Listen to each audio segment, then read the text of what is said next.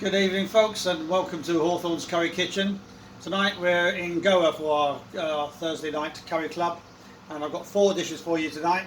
I'll just run through them briefly and I'll show you a couple of them. We've got a beef curry, a zek, which is a beef and mushroom curry. It has garlic, ginger and chopped onions, has more onions with fresh chilies, and Goan 5 spice, which is a mixture of ground cardamom, ground cloves, ground cinnamon, cumin and black pepper, along with tomato and tamarind. It's a nice, robust, quite spicy and sharp beef curry. And then the chicken curry today, we've got zakuti. Again, this is with toasted coconut. So the main difference is here, you've got toasted coconut in it. The spice mix has been roasted and then ground, and that includes cumin, fennel, coriander, cardamom, cloves, star anise, a little bit of nutmeg, and it's finished off with some chili powder and some curry leaves, as well as the mixture of onions, garlic and ginger. So that will be quite a creamy one, because we're finishing it also off with a couple of tins of coconut milk, and we've got some nice chicken stock to give it plenty of flavour. On the vegetarian front, we've got a potato curry, again with onions and chilies, lots of mustard seeds, and the spices in here is coriander, cumin and turmeric. And finally we've got a tamari bhaji, which is a red spinach dish. We've got fried onions, we've got dried red chilies, we've got coriander, cumin, we've got fresh green chilies, and we've got tamarind. So that will be, and also with that we have desiccated coconut goes into there at the end as well to give it a bit of body. So there we go. I'll crack on and show you quickly as I put together the zek. In here we have the beef already frying off in the oil to brown off the beef. So for 1 kilo of beef you would require 6 cloves of garlic, 2 inches of ginger and a couple of onions. Also a fresh red or green chili to go into it. You would need about 10 cardamom pods, 4 or 5 cloves, half an inch cinnamon stick, a spoonful of cumin seeds and some black pepper, which you just grind down. So that's the main spice mix. That's for about, I'm doing a 5 kilo batch here, but that's for a 1 kilo batch. So that's all stirred up nicely there. I'm going to put in the Goan 5 spice now, so that gets into the meat. So that's the Goan 5 spice that I just explained to you there, and it's quite aromatic. It's got a lot of cardamom, a lot of cloves and cinnamon, so it gives it a really nice pungency aromatic smell coming up there. Now the base of this is the 3 big ingredients for a lot of curries: garlic, ginger and onions. And I say about 2 inches of ginger, 6 to 8 cloves of garlic and a couple of onions per 2 kilo batch. So we want to cook those off nicely.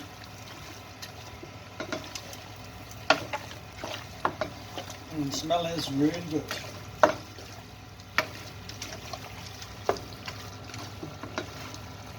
I'll leave that getting going there. And whilst that's, I'll put that on the back now, and I will try and get the chicken curry on the way here now. So the chicken one is going to be in a coconut sauce, but all the ingredients, or the onion, garlic and ginger, is pureed on this one. We don't need any different. So I'll put that into the oil for that to cook off.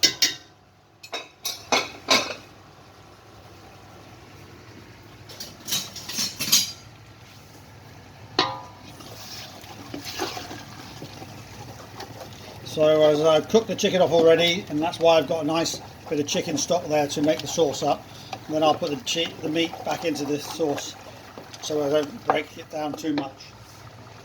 So, as I say, with the zakuti, the spices were all nicely roasted up, so they're quite a dark colour, and the other ones are just additional curry leaves, things that you didn't want to burn, so you don't put them in the roasting pan.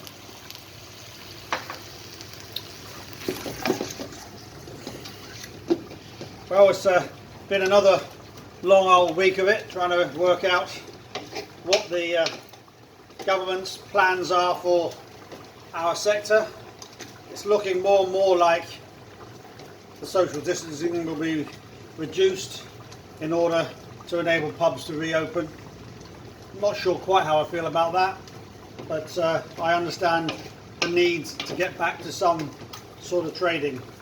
But seems to me like the science is being a little bit managed for the for the ease of the political bias. But anyway, hopefully we will be back in action with you, cooking for you and serving you delicious beers in the next few weeks.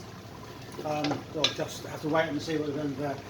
So into that I'm going to put in the spices and let them cook out with the onions and garlic. See, there's really dark colour in that. That'll cook nicely in there. So I'll let that cook down slowly in the back there and bring forward the beef once again. Because now this is bubbling away nicely. The garlic and onions have softened nicely into the meat. And then I'm going to put in the other onions.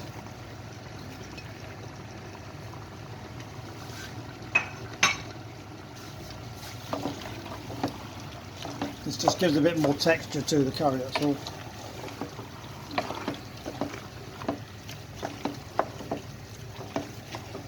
So.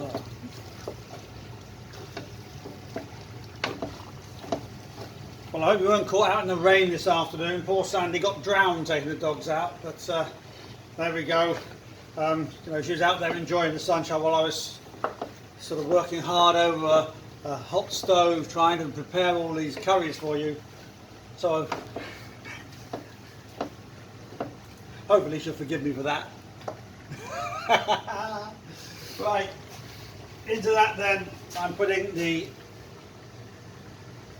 tamarind paste, about a third of a pot I'm putting into this one because it's a big batch. For you, a teaspoon would be enough for a kilo. That'll sharpen it up and give it a nice tangy consistency. And now the other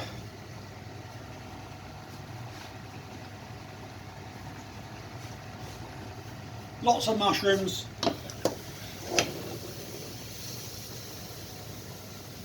If you're doing a kilo at home, you probably do one of those small punnets. I've done 4 large punnets here because I'm doing a massive amount. So this is going to cook down. With this, the mushrooms will produce quite a bit of water, so it can be a little bit thin sometimes. So you don't want to be putting too much liquor in just yet. So I'll put that to the back, let that carry on cooking for a bit more, and bring forward the toasted coconut sauce that we're making for the chicken.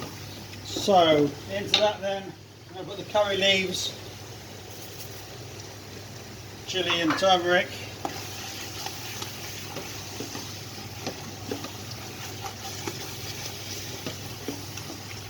cook that off for a little bit, and then I'm going to add the toasted coconut. I just desiccated coconut in a dry pan on a low heat.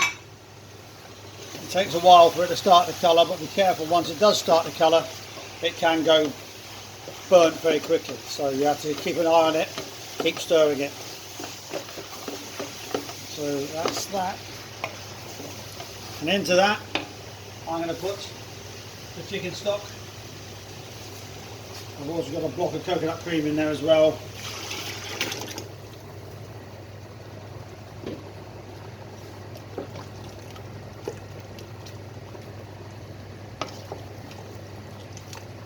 go. I will finish that off with a couple of tins of coconut milk just to give it a nice creamy finish, and that's basically that one done. Put that one back there to warm through. Bring forward the beef. So a final little say on the beef one. So this one here is quite, as I say, quite dry at the moment, but it will become more liquid as the mushrooms cook into it. And I'm going to put in 10 tomatoes to provide a bit of liquor for it.